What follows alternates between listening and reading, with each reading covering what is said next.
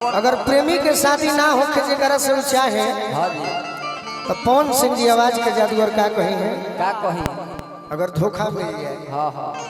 तो कही है किसन नहीं आ लगा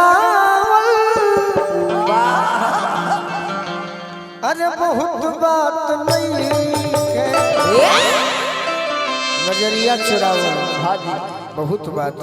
होला छपरा जिला दो तीन आदमी से जानल जाला गायकी के क्षेत्र में एगो शेक्सपियर भिखारी ठाकुर ठाकुर भिखारी और दूसर का खेसारी तीसर का में महेंद्र मिश्र जी सब लोग से तो जाने ले जाएगी हाँ जी तो हमारे वो गाना रहे तहरा ऊपर गौले रहे देखी तो भिखारी भैया ये का जान जाए के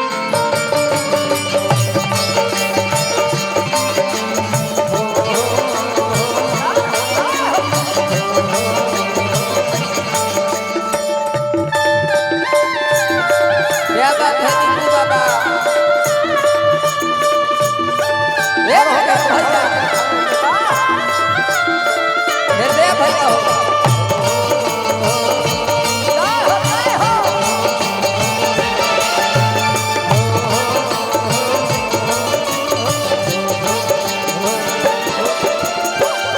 लड़की का कहती है का तनी सुन ले हो कम समय तो ताली बजाते हैं आज हो पहिला मिलना मिलल सजनी के सजना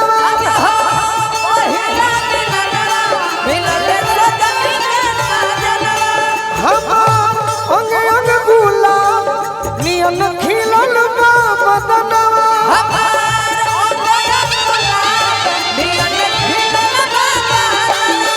सोनी सोनी भगवान जन बिहान मुख दी सोनी सोनी भगवान जन बिहान मुख दी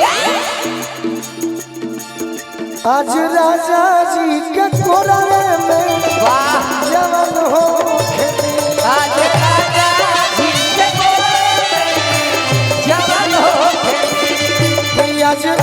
राजा जी के कोरवे में जवन हो खेती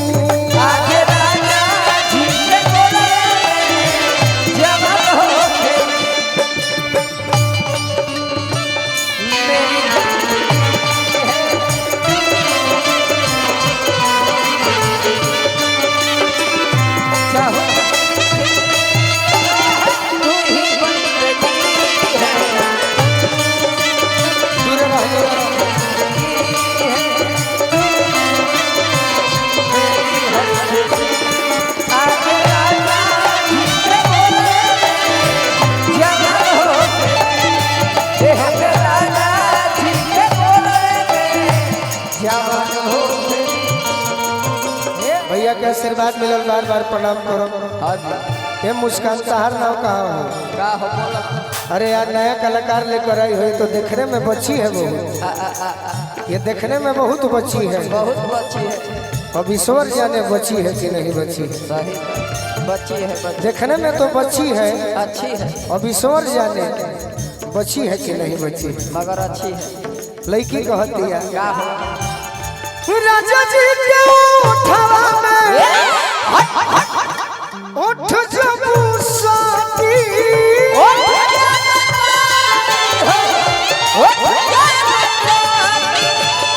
भूख भूख परी हमरा दिलवा के बाती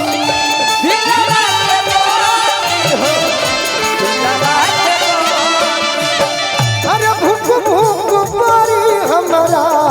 दिलवा के बाती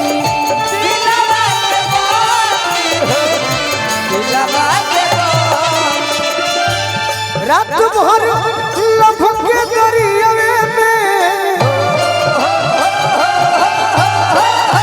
कि रात भर लभ के दरियावे में नेहन हो खेती आज राजा जी के तोरवे में जवन हो खेती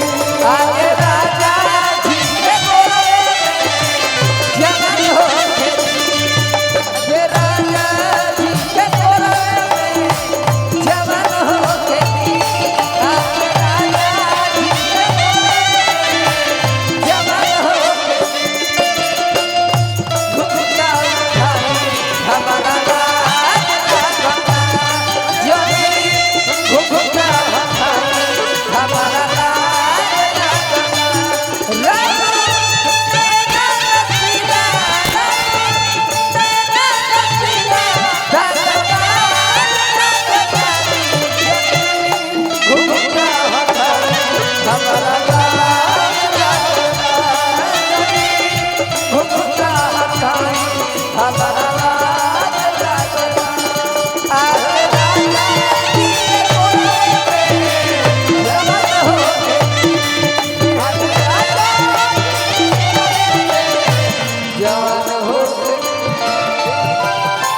कहते हैं भैया सबके हम स्वागत करो।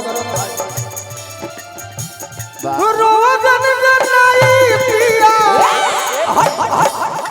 कोरा जब उठई है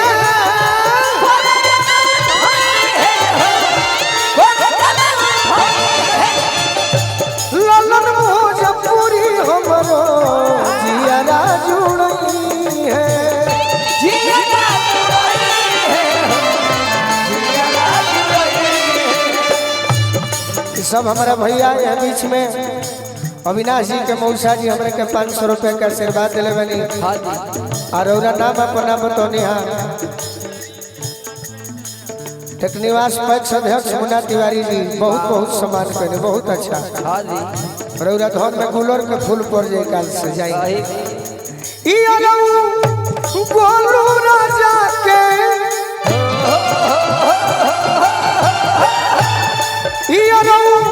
गोलू राजा के परेशान हो खेती किए हमें राजा जी देखिए दीपक किए हमें राजा जी के कोरवे में अरे जवान हो खेती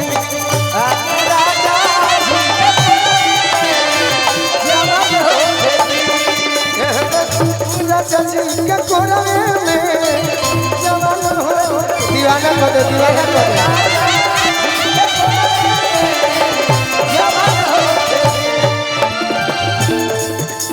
पैक्स अध्यक्ष बानी टेकनिवास से जाई जीवन भर निर्विरोध रहो। हम देख लेनी है कि संगीत में बहुत अच्छा गोलू राजा के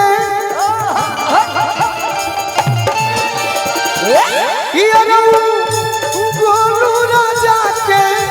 परेशान हो खेती